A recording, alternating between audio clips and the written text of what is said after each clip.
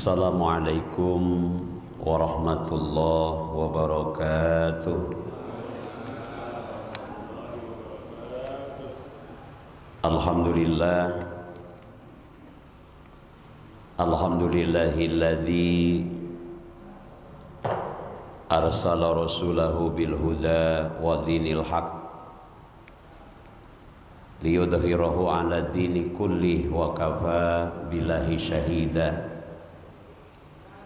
Allahumma shalli 'ala sayyidina Muhammadinil fatihi lima ughliqa wal khatimi lima sabaqa nasiril haqqi bil haqqi wal hadi ila siratikal mustaqim wa 'ala alihi haqqa qadrihi wa miqdarihil 'azim. Amma ba'du. La ilaha illallah, la mawjuda illallah, la ma'buda illallah, la matluba illallah, la maqsuda illallah.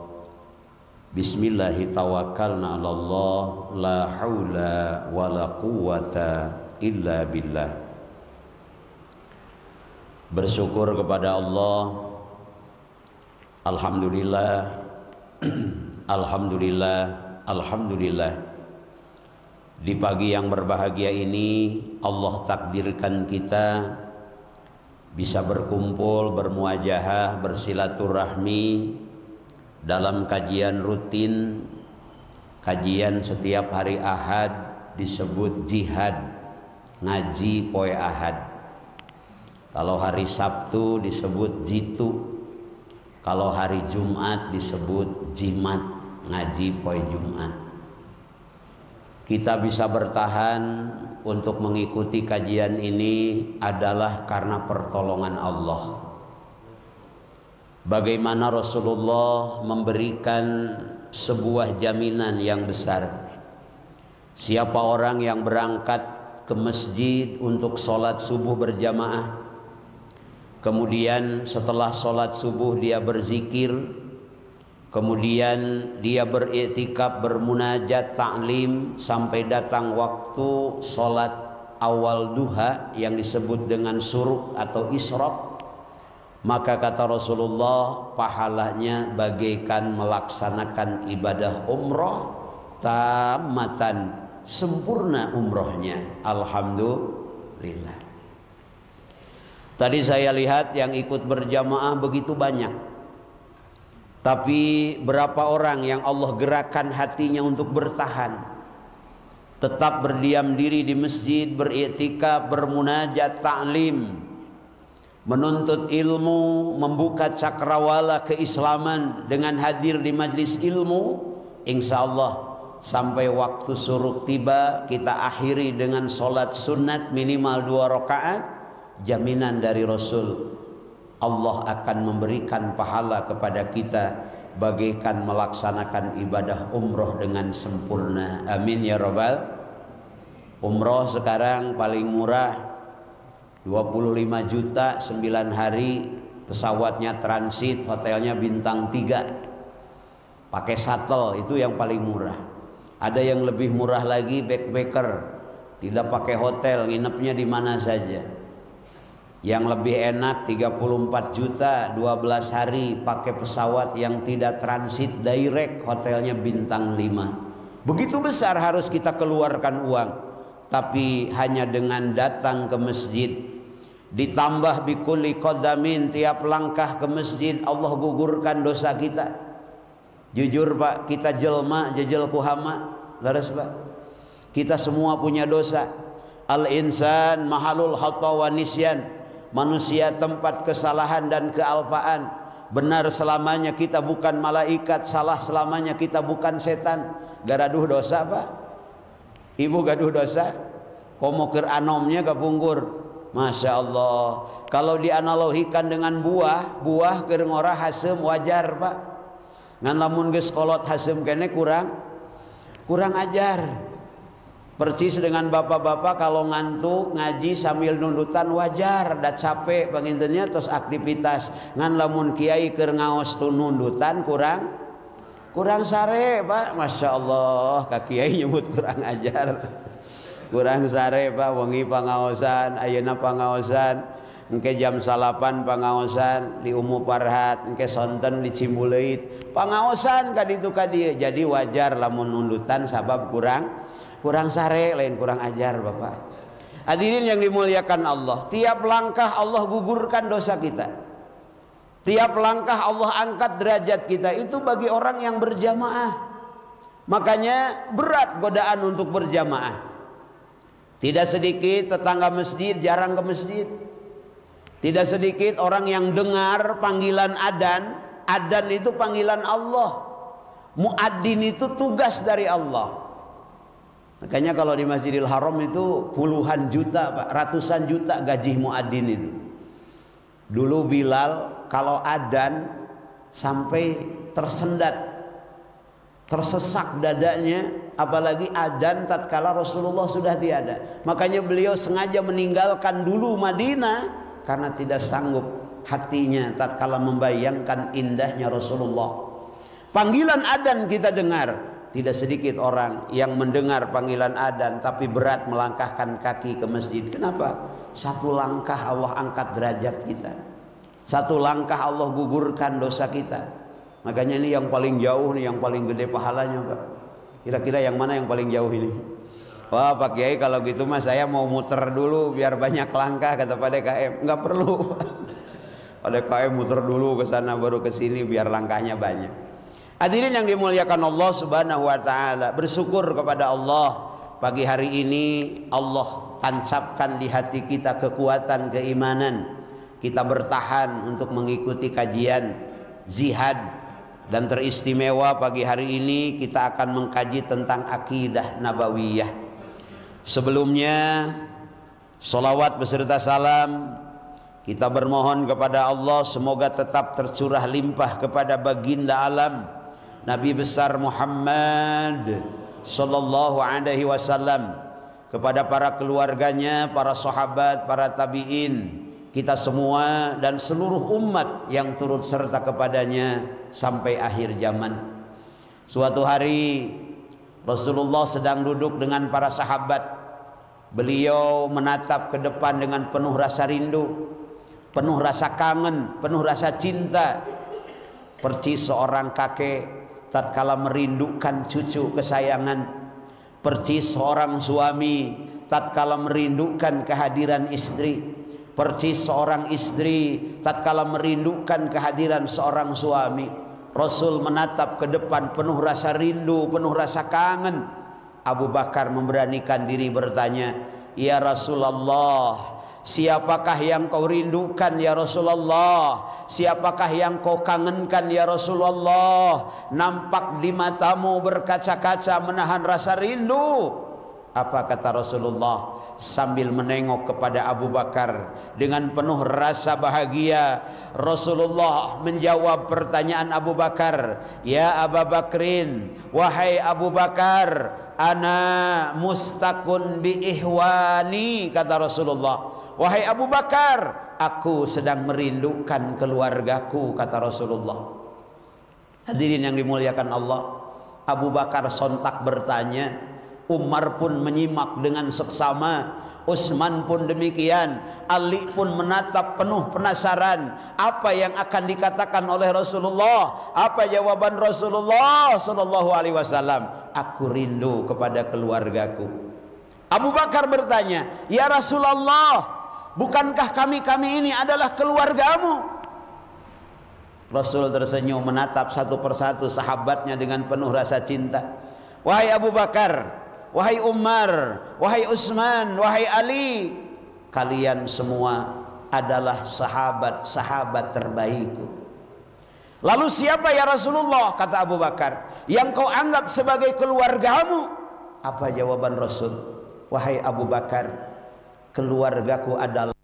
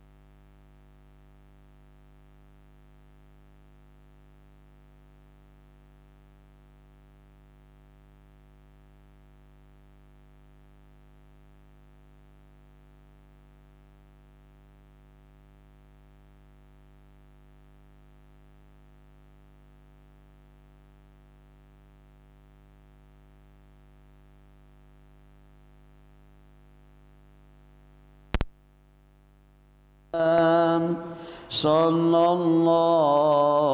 ala Muhammad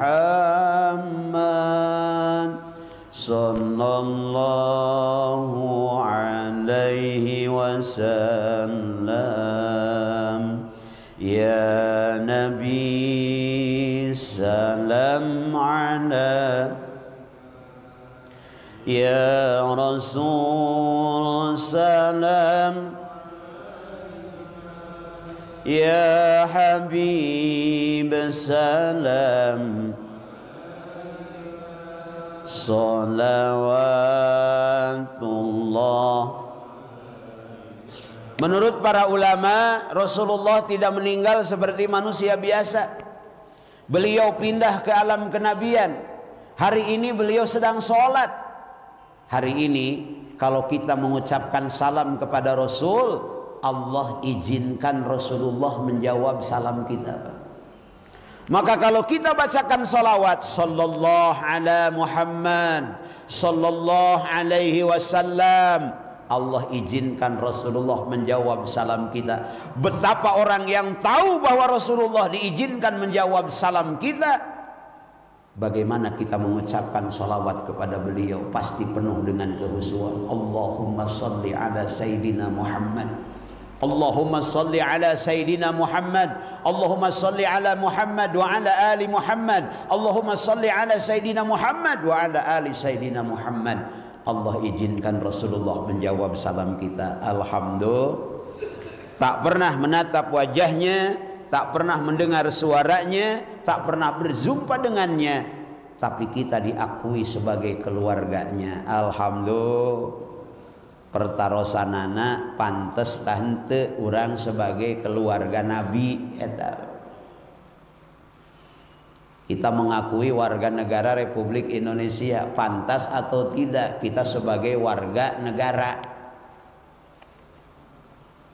Kita punya orang tua, kita punya ayah, kita punya ibu. Pertanyaannya, pantas tidak kita menjadi anak dari ayah dan ibu kita? Telepon tak pernah, berkunjung tak pernah, mencium tangannya tak pernah, bersilaturahmi tak pernah, ada rizki tak pernah ingat kepada mereka. Pantaskah kita sebagai anak dari ayah dan ibu kita? Apalagi kalau orang tua kita sudah tiada, Pak. Allah beri kepada kita mobil, kita naik ke mobil kita. Ini pengalaman, bukan orang lain, saya yang merasakan.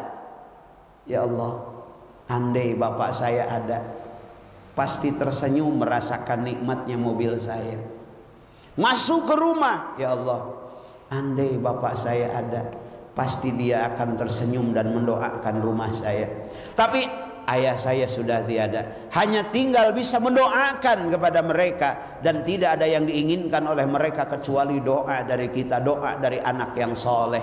Sudahkah habis sholat kita menghadap ke kiblat, kita menghadap ke Baitullah, menghadap ke arah kiblat, tundukkan kepala kita, kita bayangkan wajah ayah kita, khususon ila ruhi abi, kalau pakai bahasa Arab. Kalau tidak dengan bahasa Arab, ya Allah, saya niat baca surah Fatihah, ya Allah, sampaikan pahalanya kepada ayah saya, sebut namanya.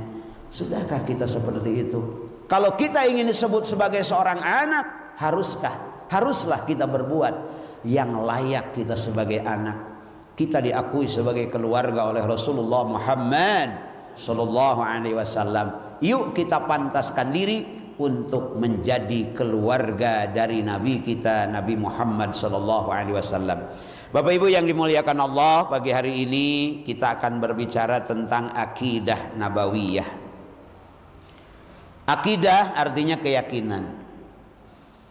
Ada akidah uluhiyah, keyakinan tentang ketuhanan. Rabb kita adalah Allah. Allah memiliki nama-nama yang baik. Walillahil asmaul husna fad'uhu biha. Allah memiliki sifat-sifat yang sempurna. Begitu banyak sifat yang wajib di Allah sesuai dengan kesempurnaan Allah. Tapi para ulama menyampaikan bahwa sifat yang wajib di Allah yang ada dalilnya dalam Al-Quran yang disebut dengan dalil nakli, dan ada dalilnya menurut akal pikiran yang disebut dengan akli. Yang wajib di Allah ada 20 sifat.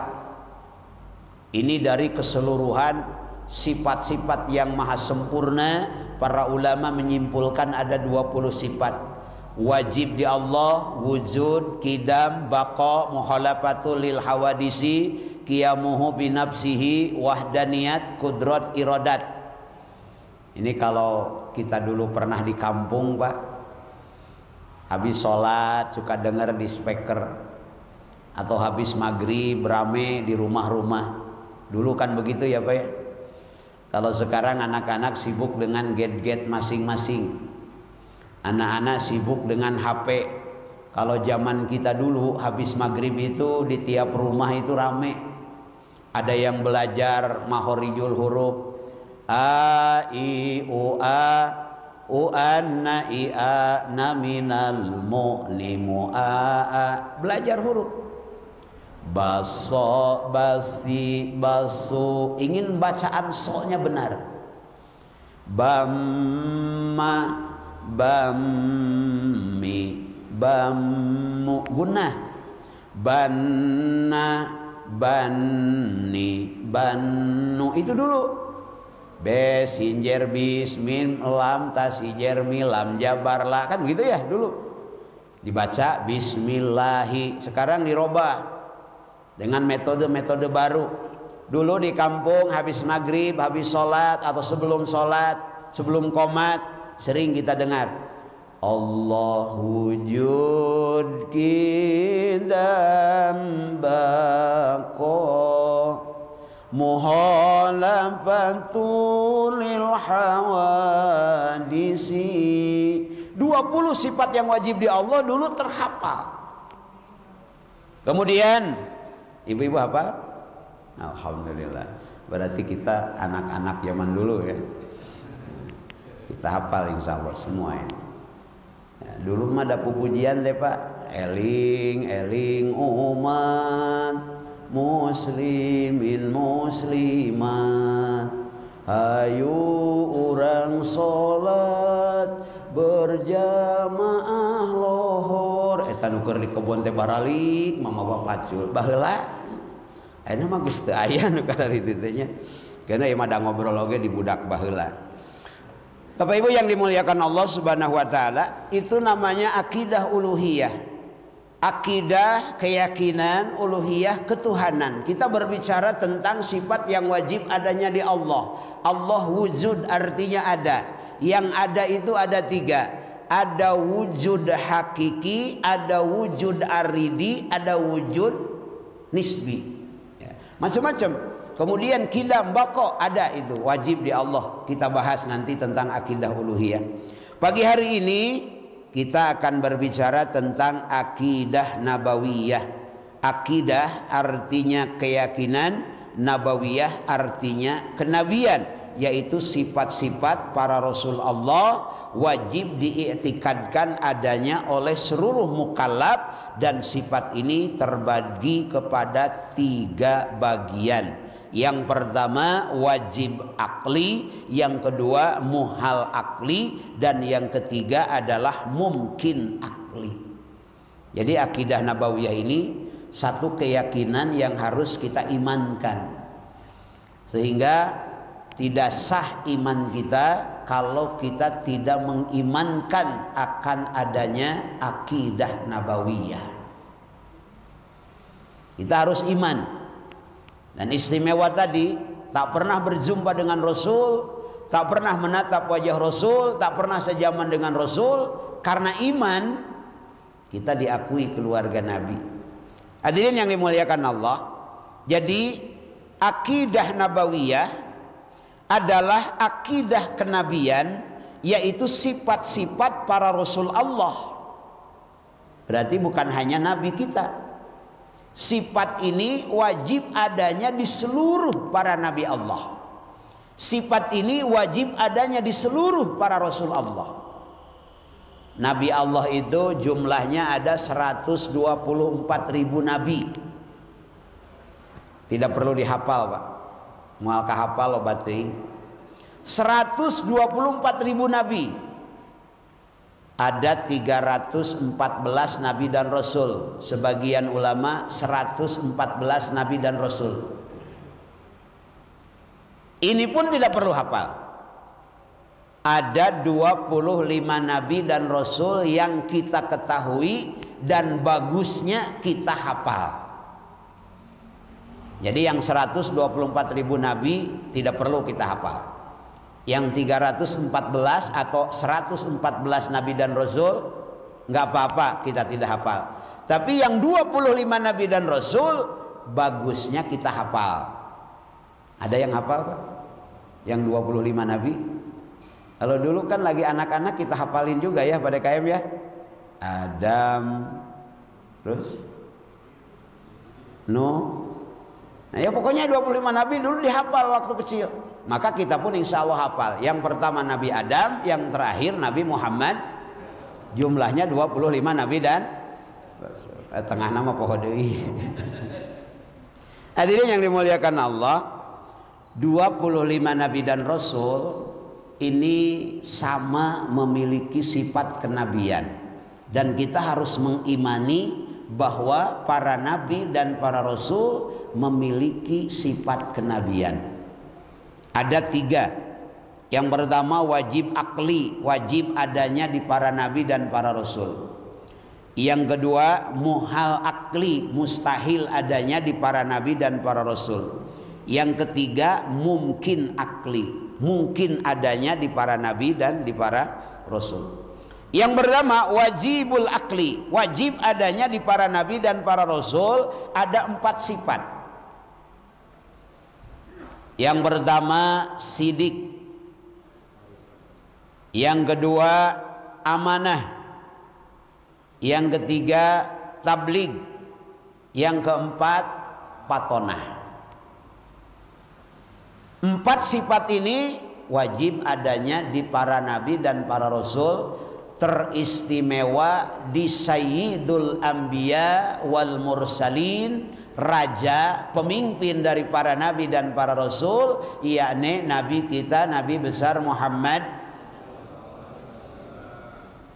Jadi ada masyarakat, ada pejabat, ada masyarakat, ada pemimpin masyarakat. Raja dari setiap para nabi dan rasul adalah nabi kita. Usianya tidak panjang. Nabi Nuh itu usianya alfasannah illa khamsa asar, 1000 tahun kecuali 50. Berarti berapa? 950 tahun Nabi Nuh. Rasulullah 62 tahun sekian bulan. Ada yang menyampaikan 63 tahun.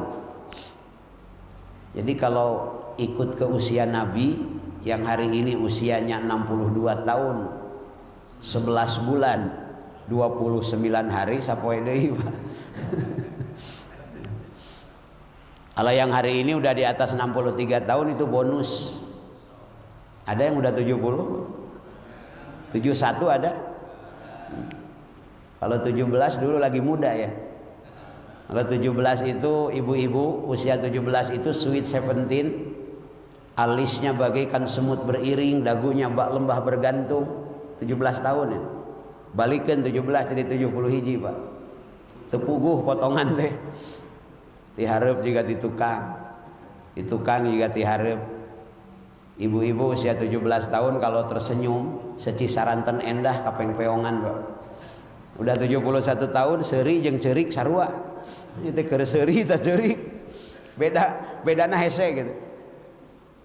Jadi kalau sudah di atas 63 itu bonus. Makanya tadi disampaikan mangga lagi muda hasem wajar.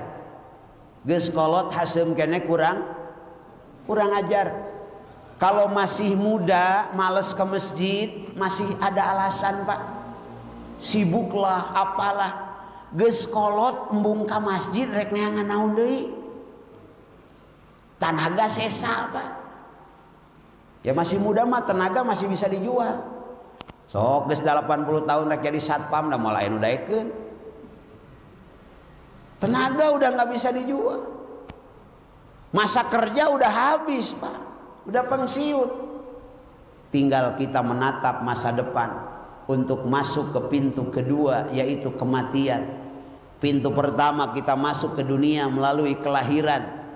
Pintu kedua kita akan masuk ke alam barzah melalui kematian. Apa kata Nabi? Al mautu babun wa kullu nasi dahiluhu. Maut adalah pintu. Setiap kita akan masuk ke dalam pintu tersebut. Ini semua camat ini. Camat. Calon mati. Leres, Pak?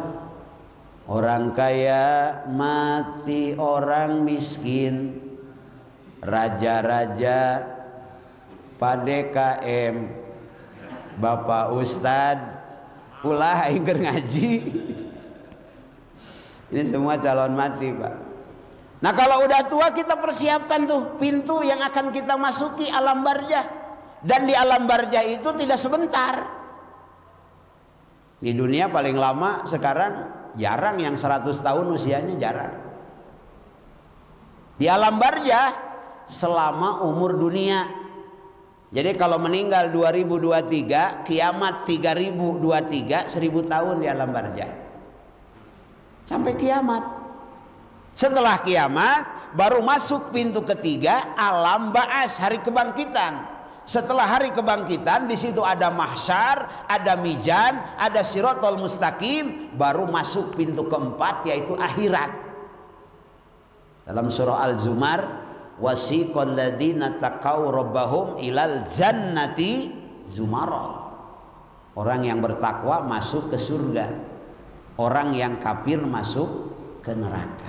Nah, jadi Bapak Ibu yang dimuliakan Allah, kesempatan kita untuk mempersiapkan perjalanan berikutnya, pintu kedua, pintu ketiga, pintu keempat hari ini. Maka agar selamat keyakinan kita, yang pertama yang harus kita imankan tentang akidah nabawiyah, kita yakini para nabi, para rasul memiliki sifat kenabian. Ada 4 yang wajib di para nabi. Yang pertama sifat sidik, yang kedua amanah, yang ketiga tabligh, yang keempat patonah.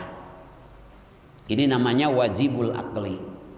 Yang kedua ada yang mustahil, namanya muhalul akli, mustahil adanya di para nabi dan para rasul. Yang pertama kizib, yang kedua khianah, yang ketiga kitman, yang keempat biladah. Ini mustahil ada di para nabi dan para rasul. Yang ketiga sifat yang ada di para nabi dan para rasul namanya mumkinul akli. Mumkinul akli, mungkin adanya, yaitu sifat a'radul basyariyah, sifat kemanusiaan. Kita bahas dari yang mumkinul akli dulu. Rasulullah Shallallahu Alaihi Wasallam, para nabi dan para rasul memiliki sifat mumkinul akli, mungkin adanya di para rasul, yaitu a'radul basyariyah. Kita tidur, Rasulullah juga tidur. Itu a'radul basyariyah. Kita makan, Rasulullah juga makan. Kita minum, kita berumah tangga, kita buang air kecil, buang air besar, kita bahagia, kita berduka, pun demikian sifat kemanusiaan itu berada di para nabi dan para rasul. Namun oleh para ulama disampaikan bahwa Rasulullah, utusan Allah, para nabi dan para rasul itu kalau dianalogikan dengan batu, bagaikan batu intan mutiara, kalau kita bagaikan batu yang ada di sungai. Bal huwa kal yakut bainal hajar. Para nabi, para rasul itu sama, punya sifat kemanusiaan seperti kita. Tapi kalau dianalogikan dengan batu, para nabi dan para rasul itu teristimewa Rasulullah kal yakut bainal hajar, bagaikan batu yakut dibandingkan dengan batu biasa. Intan berlian sebesar kacang hijau itu harganya berapa? Batu koral satrek, sabar satrek koral. Itu perbandingannya. Artinya apa? Rasulullah pernah berduka, tapi berduka beliau membuat beliau lebih dekat kepada Allah. Dan bonusnya Isra wal Mi'raj. Tahun itu disebut dengan Amul Hajjan, tahun kesedihan. Rasul ditinggalkan oleh istrinya tercinta Sayyidatuna Khadijah alaihissalam. Normal sebagai sifat kemanusiaan Rasulullah juga berduka, Pak. Ini kira-kira Bu, ini nanyanya ke ibu ini. Kira-kira kalau ibu meninggal duluan, suami ibu berduka atau bahagia kira-kira? Kira-kira Bapak jangan jawab, ini ibu-ibu. Aisyah meninggal, Rasulullah berduka. Kalau ibu meninggal duluan, kira-kira suami ibu bahagia atau berduka? Hah? Ada yang bilang bahagia, kawin lagi, katanya. Masya Allah, tong gitu ibu. Insya Allah suami ibu juga berduka karena ditinggalkan ibu. Kenapa? Khadijah itu, Pak, baru ditatap wajahnya setengah masalah Rasul hilang. Ini kebayang bagaimana sikap indahnya Khadijah kepada Rasulullah. Nembe ditutup raraina setengah masalah Nabi leungit. Percis juga bojo urang. Di kantor aya masalah, Pak, di luar aya masalah. Dongkap ka bumi, nembe ningal raraina setengah masalah nambah. Istri nuri ditu, anu ieu mah sarole. Ditu tebih 6 meter ti abdi. Khadijah itu, Pak, Masya Allah, kaya raya. Sepertiga tanah Mekah itu milik Khadijah. Di sekitar Masjid Al-Hidayah ini berapa per meter, Pak? Di sekitar Haram itu per meter bisa triliunan dan tidak dijual. Sepertiga tanah Mekah itu milik Khadijah, habis dipakai dakwah Rasul. Sampai untuk mengkapaninya saja didatangkan dari surga, habis dipakai dakwah. Tatkala menerima Quran turun dari Jabal Nur. Jabal artinya gunung, Nur artinya cahaya. Jabal artinya gunung, Sur artinya sapi. Tatkala turun, Rasulullah menggigil, Zamiluni, Jamiluni, Jamiluni, selimuti aku, selimuti aku. Dibuka rumah, pintu rumah oleh Khadijah, ditatap wajah istrinya, tenang hati Rasulullah. Kira-kira istri kita begitu nggak, Pak ya? Nah, ini nanti pulang-pulang jihad nih kita praktekkan sampai rumah ya. Sampai rumah kita praktekkan. Pas dibuka langsung istri kita tersenyum.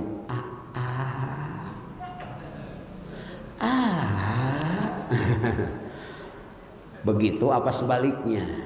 Papa menilami ke masjid gas CR. Kan bade olahraga. Sepeda nak kempes. Cek atuh sina dongkap heula ka bumi pasianna teh mane atau kumaha gitu ya. Itu bapak-bapak di sana. Kalau di sini mah insyaallah enggak, insyaallah ya, enggak beda. Hadirin yang dimuliakan Allah, jadi Rasulullah pernah berduka. Rasulullah bahagia, tapi bahagianya Rasulullah tidak diaplikasikan dalam kelupaan kepada Allah. Kebahagiaan beliau semakin dekat kepada Allah, duka beliau semakin dekat kepada Allah. Ini namanya mumkinu akli.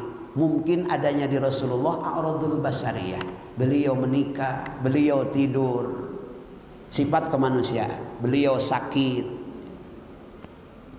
Bahkan terakhir beliau sakit untuk kematiannya itu syariatnya dulu beliau itu 5 tahun sebelumnya pernah terkena racun dan pernah disihir oleh Lubeb bin Asom. Lubeb bin Asom membuat sebuah boneka yang diserupakan dengan Rasulullah, disimpan di sebuah sumur dan Rasulullah terkena sihir. Makanya sihir itu ada.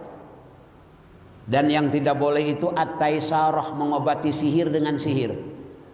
Bapak-bapak kapelet ku hiji istri di landongan ku pelet deui teu kenging. Rasulullah terkena sihir, saat itu dilakukan oleh Lubaib bin Asom, justru menjadi asbabun nuzul turunnya ayat surah Al-Falaq. Qul a'udzu birabbil falaq min syarri ma khalaq ila akhirih. Saat itu Jibril dan Mikail menyampaikan di depan Rasul bagaimana cara mengobati sihir. Kenapa Rasulullah terkena sihir? Karena beliau adalah uswatun hasanah. Ini untuk menjadi suri tauladan ke depan, kalau ada di antara umatnya yang terkena sihir, cara mengobatinya seperti apa. Begitu. Rasulullah pernah kesiangan, makanya ada qada salat. Kenapa Rasulullah pernah kesiangan? Karena di akhir zaman akan ada umat Islam yang kesiangan. Waktu itu pulang perang, sangat capek dan melelahkan. Rasul meminta kepada Bilal untuk berjaga agar tidak tidur. Ternyata Bilal pun kecapean. Rasulullah terbangun tatkala matahari sudah menyinari wajahnya. Rasulullah bangun, menegur Bilal. Setelah itu dia ambil wudhu dan sholat. Waktu itu sholatnya bukan adaan tapi kodoan. Jadi kalau bapak-bapak atau ibu-ibu kesiangan, bukan disengaja. Kalau kesiangan disengaja nggak ada alasan. Kesiangan tidak disengaja, benar-benar pas bangun sudah jam 7. Begitu bangun ambil air wudhu, sholat subuh waktu itu, tapi sholatnya bukan adaan tapi kodoan. Bagaimana subuh kesiangan disengaja? Kesiangan disengaja mah jam 5 teh gugah. Cek ibu teh sakedap dewe ngagoler. Bamlas ka jam 7 eta mah ngahaja. Kalau benar-benar capek pulang umroh jam 2 baru nyampe rumah, lelah luar biasa, bangun-bangun jam 7. Nah itu kodoan. Lewatlah tahajud, lewatlah berjamaah di luar kemampuan kita karena memang lelah yang luar biasa. Nah, Bapak Ibu yang dimuliakan Allah, itu namanya a'radul basariyah. Kembali ke awal, sifat wajibul akli. Yang pertama sidik. Sidik artinya benar. Sidik artinya benar. Jadi insya Allah yang namanya sidik itu benar. Ja'far sidik insya Allah benar. Benar orangnya ada, ini kan ini orangnya. Benar artinya, ini panjang nih. Untuk satu sifat saja bisa beberapa pertemuan. Sidik artinya benar, dan wajib akli para rasul memiliki sifat benar dalam perkataan, perbuatan, dan ketetapan-ketetapan yang disampaikan sesuai dengan agama yang ditetapkan Allah. Jadi Rasulullah itu benar secara ucapan, benar secara perbuatan, benar secara tindakan. Makanya ucapan Rasul disebut dengan hadis qauli. Perbuatan Rasul disebut dengan hadis fi'li. Diamnya Rasul terhadap satu masalah disebut hadis takriri. Sahabat melakukan sesuatu, Rasul diam saja. Berarti itu Rasul membenarkan secara diam. Namanya hadis takriri. Rasul mengatakan sesuatu, itu hadis qauli. Rasul melakukan sesuatu, itu namanya hadis fi'li. Rasul itu benar secara ucapan, dijamin oleh Allah. Wa ma yantiqu anil hawa in huwa illa wahyu yuha. Ini sifat sidik. Yang kedua amanah, artinya terpercaya. Yang ketiga tabligh, artinya menyampaikan. Tidak ada satu ayat pun yang disembunyikan oleh Rasulullah, baik itu menguntungkan atau merugikan bagi dirinya, pasti disampaikan. Beliau tatkala para pemuka Quraisy bingung untuk menetapkan kembali Hajar Aswad, Siapa yang harus menetapkan kecerdikan Rasulullah?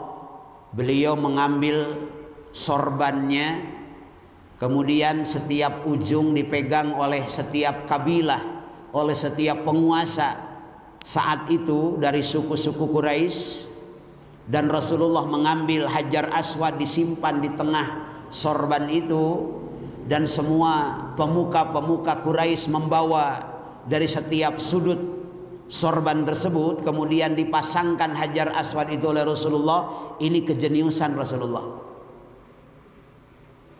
Tatkala mau hijrah dari Mekah ke Yasrib, Yasrib itu hari ini namanya Madinah Al-Munawwarah.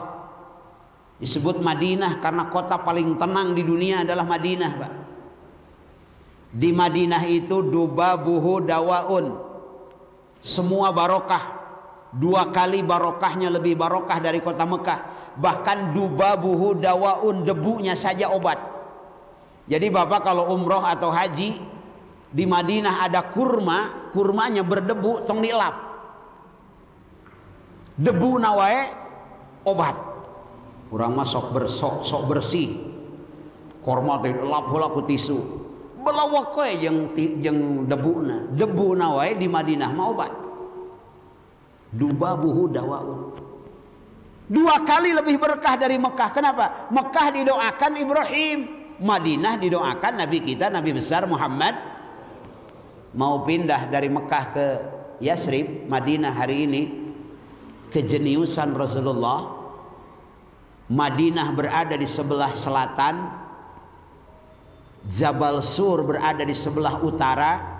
Dari rumah Nabi tidak langsung ke Madinah, tapi menuju ke lawan arah ke Jabal Sur untuk mengecoh pengejaran kafir Quraisy. Jeniusnya Rasulullah. Patona.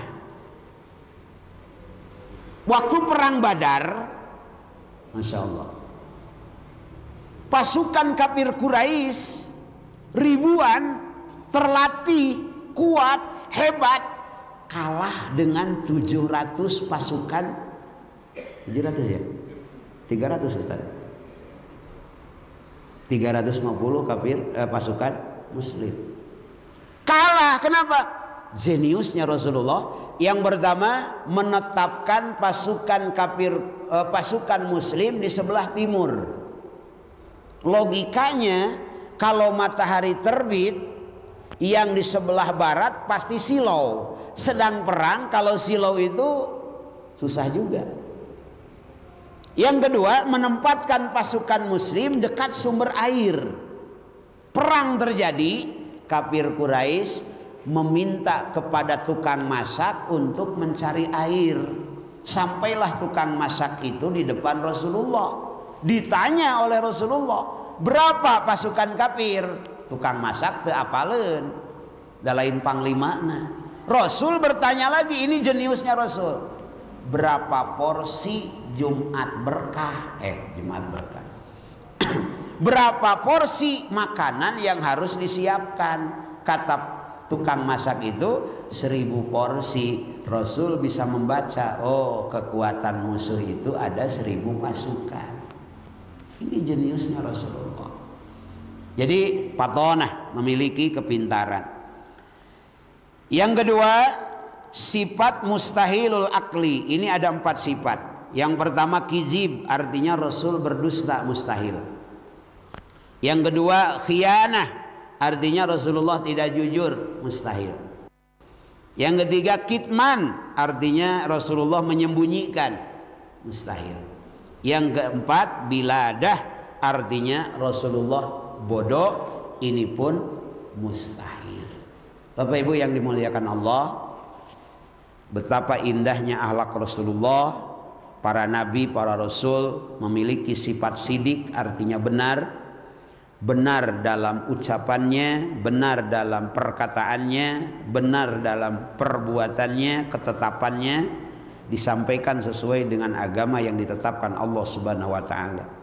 Arti wajib akli sifat sidik, wajib akli artinya akal goriji, mengerti kalau Rasul memiliki sifat benar, dan sebaliknya akal goriji tidak mengerti kalau para rasul tidak memiliki sifat sidik atau pembohong, pendusta, berbuat semena-mena, tidak sesuai dengan kenyataan dan kehendak jiwa, dan seluruh sifat yang tidak sesuai dengan kenabian. Menurut akal goriji mustahil adanya di Rasulullah.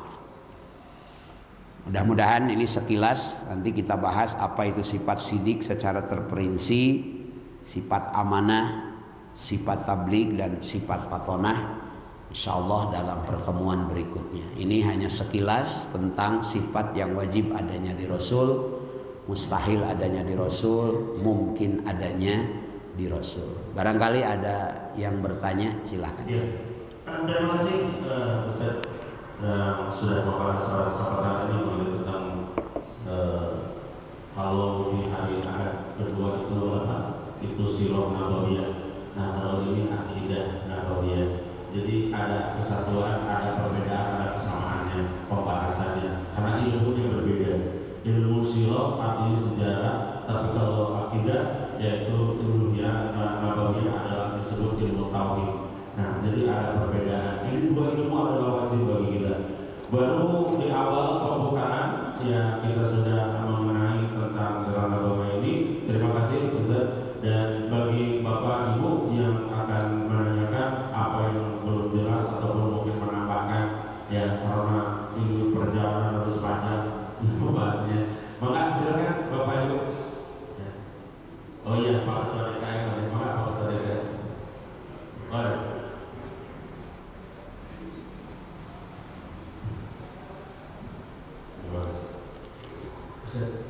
Dengan sifat fatonah itu dikaitkan dengan terbuka hurufan Rasulullah SAW yang dikatakan dalam Al-Quran. Itu hubungannya gimana Ustaz? Ya. Terima kasih. Ya, satu lagi silakan. Ibu itu ada? Ibu ada apa-apa Ibu? Karena seorang ada itu. Ada yang bertanya Ibu mana? Tidak ada. Kalau tidak ada, cukup satu dulu Ustaz. Ya. Baik, tadi sifat patonah itu kita kaitkan juga dengan perang Badar. 313 pasukan muslim mampu mengalahkan 1000 pasukan kafir karena kepatonahannya Rasulullah. Berbicara tentang Rasulullah itu adalah ummiyun. Ummi dalam arti seseorang yang bagaikan baru lahir dari rahim ibu, tidak tahu apa-apa, dalam artian tatkala Al-Quran turun kepada Rasulullah, benar-benar Al-Quran itu karya Allah. Jadi membuktikan kenapa Rasulullah disebut ummi, karena Al-Quran itu bebas dari intervensi dan investasi manusiawi. Mutlak itu adalah kalamun qadimun la yumalu sima'u. Kita tahu setiap penganut agama memiliki kitab suci. Orang Hindu punya kitab Weda, orang Buddha punya kitab Tripitaka, Yahudi punya Taurat, Nasrani punya Injil, penganut Konghucu punya kitab Tao Te Ching, penganut kebatinan punya kitab Zen Apeska, Serat Centani, Hidayat Jati, Darmo Gandul, Gatolojo. Banyak kitabnya. Kita punya Al-Quran. Al-Quran Allah jaga dari mulai turun sampai kiamat. Tidak akan ada satu orang pun yang bisa menyerupai Al-Quran walaupun satu huruf, walau harfan. Dan Al-Quran murni kalamullah, dibuktikan tatkala Rasulullah menerima Al-Quran itu dalam keadaan ummi, buta huruf atau bagaikan yang baru lahir dari rahim ibu. Itu untuk membuktikan kemurnian Al-Quran tanpa intervensi dan investasi Rasulullah. Begitu. Kalau segi patonah itu kecerdasan dan kejeniusan beliau. Gitu. Ya, baik. Sekarang Pak ya. Jadi uminya diartikan umi bodoh. Iya. Ya umi gitu loh. Ada sifatnya. Memang di kita suka diartikan bahwa umi itu Rasul bodoh. Jadi waktu bertentangan sama sifat patonah tadi. Nah, jadi nanti memaknakan umi memang harus lebih mendalam. Ada lagi? Masih ada 2 menit. Oh iya, Pak Hari, mana Pak Hari? Hari apa Pak? Hari Ahad. Oh, bukan hari Ahad kayaknya. Hari ini. Waalaikumsalam. Ini ada ini pakai masuk ke Allahan dari Pak. Oke, maka Allah. Allah itu kan maha segalanya Pak. Lalu Asmaul Husna itu ada 99 gitu ya. Ya. Dan kita gunakan kalau sesuatu itu dengan nama Asmaul Husna. Kalau sakit itu juga membacanya mohon sembuh. Saya mencari Asmaul Husna yang maha menyembuhkan itu belum betul Pak. Dari 99 dengan Asmaul Husna. Ya. Terima kasih. Assalamualaikum warahmatullahi wabarakatuh. Baik. Asma Allah itu tak terhitung jumlahnya, sesuai dengan kesempurnaan Allah. Pak DKM itu ganteng, soleh, itu kan julukan-julukan. Pak Hari itu dermawan, baik hati, disayang cucu, itu kan julukan-julukan. Nah, julukan-julukan bagi Allah itu, asma-asma Allah itu tak terhitung sesuai dengan kesempurnaan Allah. Yang 99 itu yang ada dalam Al-Quran. Dan ada yang namanya asma Allah, itu kalau dibaca kepada orang yang sakit, insya Allah Allah sembuhkan. Asror dari asma Allah itu adalah ya Allahul mahmudu fi kulli fi'alihi. Jadi kalau ada yang sedang sakit kita baca ya Allahul mahmudu fi kulli fi'alihi, insya Allah 2. Yang pertama sembuh, kalau tidak sembuh meninggal.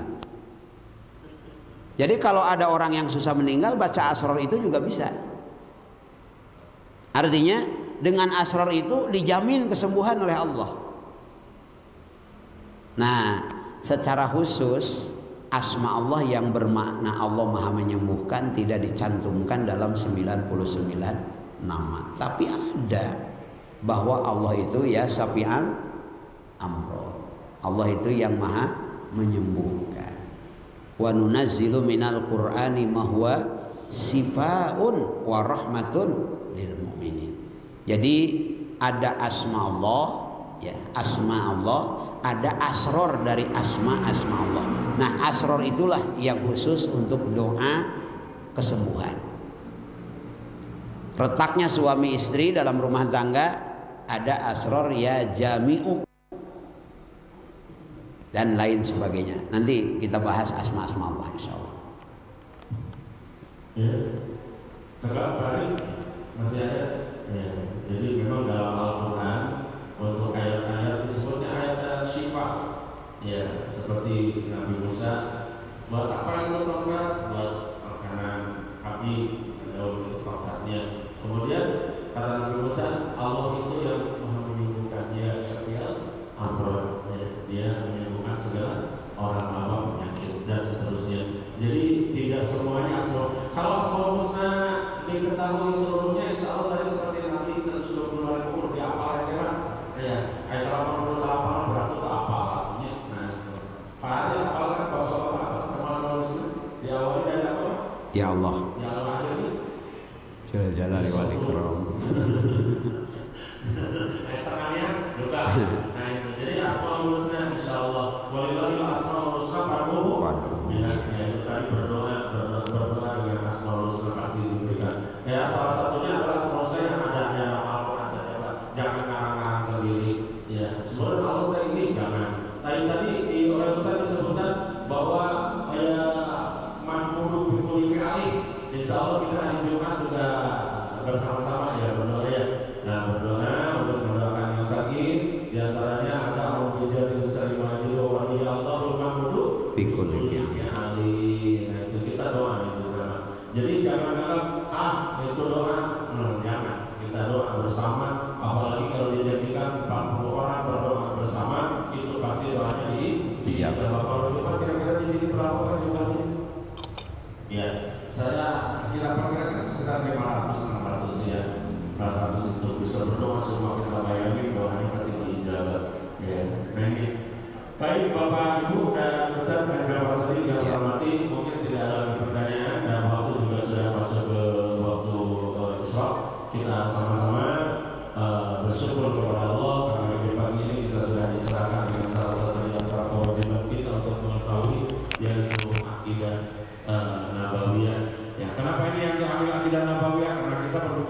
sirah Nabi gitu. Jadi nanti bisa kita satukan gitu. Sirah Nabinya seperti itu dan ini apa? Akidah Nabawiyahnya seperti ini. Cukup Pak Ketua maka masih ada pertanyaan? Iya, insya Allah bapak-bapak, ibu-ibu dan ini Ustadz baru pulang umroh juga, 2 hari ya, 3 hari. 3 hari baru pulang umroh dan bagi bapak ibu katanya yang mau ikut nanti ke Aqsa di Januari, barangkali ada yang mau ikut jalan-jalan ke Masjidil Aqsa, ya itu bisa gabung dengan Ustadz untuk bersama-sama. Insya Allah murah Pak. Ya, insya Allah murah daripada mapama gitu nggak mau mau cukup bekalnya. Lalu kita jalan kaki sampai ke Masjidil Aqsa dengan harga segitu nggak bakalan cukup karena memerlukan waktu berapa tahun. Ya, kemudian ada ini program kita, insya Allah sudah diresmikan, yaitu program tabung kurban ya untuk 2025 untuk Hijriah, untuk Idul Adha yang akan datang. Insya Allah DKM memfasilitasi bagi para jamaah dan juga kami mohon kepada jamaah ini untuk menginformasikan kepada seluruh jamaah, seluruh warga yang akan ikut gabung untuk tabung kurban DKM Al-Hidayah dengan kalimat takwa, ya tabung kurban warga Al-Hidayah. Jadi kita ada sama-sama untuk kita sama-sama disatukan kita kurban untuk tujuan bersama agar nanti pada saat Idul Adha kita bisa lebih ringan lagi sehingga melengkapi. Kalau mungkin nanti harga sapinya satu orangnya di 4 juta, sedangkan kita sudah nabung 3.999, insya Allah tinggal 1 rupiah lagi. Nah itu jadi akan mudah gitu. Nah mudah-mudahan ini semua juga mohon kebantuannya kepada Bapak Ibu untuk dapat menginformasikan kepada jamaah yang lain untuk kita sama-sama. Demikian Bapak Ibu rahimakumullah, di pagi ini kita tutup bersama dengan membacakan hamdalah, istighfar dan kifaratul majlis. Alhamdulillahirabbil alamin, astagfirullahaladzim, astagfirullahaladzim, subhanakallahumma bihamdika asyhadu an la ilaha illa anta astaghfiruka wa atubu ilaik. Alhamdulillah, wassalamualaikum warahmatullahi wabarakatuh.